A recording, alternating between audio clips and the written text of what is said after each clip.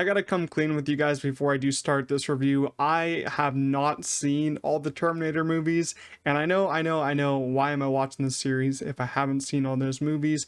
And it's only because I thought the series looked really cool from the trailers, and I really do like the idea of a Terminator series like AI, machines versus humans.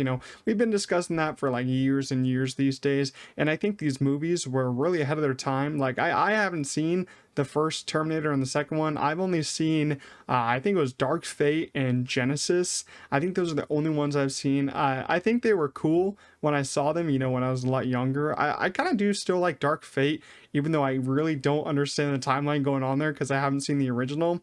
But I've heard the endless praise for the original one, the Terminator. I've heard endless praise for Judgment Day, and I've also heard that people hate some of the 4K transfers for, I think, Judgment Day it was.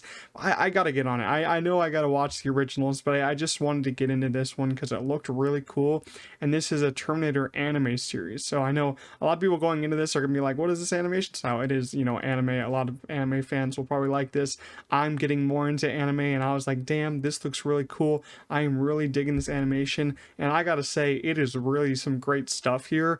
Like, I kind of went in with high expectations because of how cool the trailers were. Like, a couple days before, they released an R-rated trailer, and I was like, okay, I'll watch this. And I was like, oh my god, this is some cool stuff. And indeed, the show is really cool. I honestly feel like a lot of, original Terminator fans will like this series because I think it does bring it back to, its roots. As I said, I haven't seen the original two, but I kind of do know some of the story details, and I do know it started as kind of like a sci-fi horror franchise, and this does bring it back to kind of its horror roots. Like, you are scared of the Terminator in this one and what he's going to do here. And the Terminator is played by Timothy Oliphant, which I really do like him. I think he's a fantastic actor. You don't really get to hear much of him talking, which I guess makes a little bit of sense because the Terminators really don't talk that much, especially, in the ones that I've seen. Only like Arnold Schwarzenegger's Terminator talks a little bit. And I know a lot of people are going to be asking, well, is there any callbacks to that one? Any callbacks to the original? Does Arnold make a cameo? No, he doesn't make a cameo. If there are any callbacks to the original, I wouldn't know because I haven't seen them. But I will say, I think this is probably it's a good entry point to people who probably haven't seen any of the Terminator films. I think, Mattson Tomlin, who developed this series, I think he did make it pretty good entry point. I think he did say on Twitter that this is a great entry point to people who haven't seen Terminator movies, and just a great series for people who love the original Terminator movies.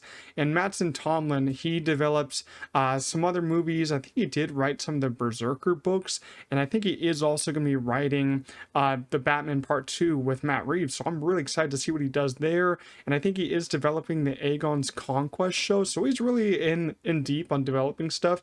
And what he did with this show, I'm just really surprised with. I thought he did a great job. So I'm really, really interested to see what he writes up with Matt Reeves on the Batman Part 2. As I said, this is an anime show, and I really did love the animation. I dig this style, and I think the Terminator is a great franchise for this style. Because if you're dealing with like Terminators in like live action, you got like all this blood spraying everywhere, these machines just doing the craziest jumps imaginable, the craziest action imaginable, pulling people's arms apart. This is truly a rated R show, and I feel like animation, and especially anime, doing the action like this is terrific. It fits with the style of anime, and I really just think that I'm becoming really partial to animation because of what they can do compared to live action.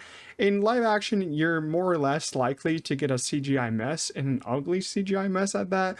And with animation, and anime in particular, you're gonna get some beautiful frames. You're gonna get some beautiful scenes and some great action. Even though the style, it won't be as fluid as maybe a live action show or a live action movie. Like, the frame rate's a little different and all that because it is an anime show. It just looks a lot better, and just the colors that they're able to do here make it the show pop even more. I just dug the animation. I thought it fit with the Terminator style, and just the R-rated stuff was out of this world at some points. I thought the action was just insane, and what the Terminator does in this was kind of crazy, just pulling people's arms off limb by limb, pulling people's legs off, and just just doing his thing. I thought it just killed, man, in his anime style. I'm not gonna get into, most of the details about this show because I do feel like it is cool to, not know a lot about what you're getting into for the story about this show. Do want to talk about, one of our main cast members, which is Sonia Mizuno. She plays Aiko in this, probably my favorite character in the entire show. She is very badass. She's kind of like the one you see most of the time in the trailer, just taking on the Terminator. She is really cool. Her story here is awesome, and she's actually very well known. She's in Ex Machina as Kyoko. She was in La La Land in a small role, and House of the Dragon as Missaria, who we all know at this point she's becoming a really big character in that. So I'm really liking her as an actress. I think that she is just fantastic and turning in great performance after great performance, and I really do hope to see her in more stuff, especially live action stuff after House of the Dragon ends. But I absolutely adored her in this role. I thought Aiko was a very badass female main character, which we are sometimes lacking, especially in live action. But in animation, especially anime, they're giving us some great female main characters. So I really liked her a lot, and her story, her character arc is really great here. There are some fun twists and turns in this 8-episode run that I wasn't expecting. Like, some twists and turns came out of nowhere. I was like, whoa, whoa, whoa, we're testing with the, like, especially when you're going with the future, with the past, with the present, you're going to deal with a lot of twists and turns. There was one little twist in the final episode that I did guess, and I was like, oh yeah, I guessed that. Let's go. It's a great reveal, but I did guess, and I feel like some other people will guess it. It is a great story point, though. I really did love that. My only major complaints were that I didn't feel as connected to some of the main characters as they wanted us to. Even though I wanted to feel connected, I felt like I was a little disappointed when I clicked on the show this morning to binge it, and they were only like 28-minute episodes for 8 episodes. I really did wish these were longer, and I think if they did make them longer, I think like this show would be even better. Like, imagine like 42-minute episodes, hour-long episodes of this for like an 8-hour show. You could dig more deeper into, the past stuff, the future stuff, the characters. I wish, the show starts at a certain point, kind of like at the destruction of certain things, and all hell breaks loose at the beginning.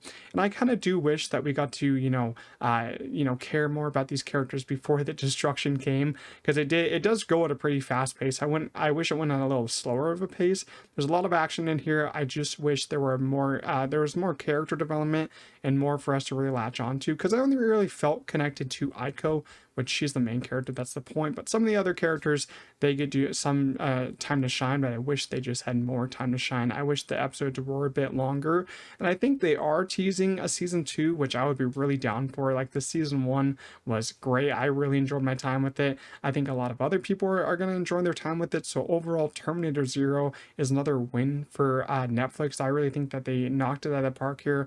Matt and Tallman really did develop a great show here. I thought that Sonoya Mizuno really did a great effort at making us care about the character of Aiko. I really did love the anime style. It fit with the Terminator style here. The action was fantastic. The R-rated stuff really was killer.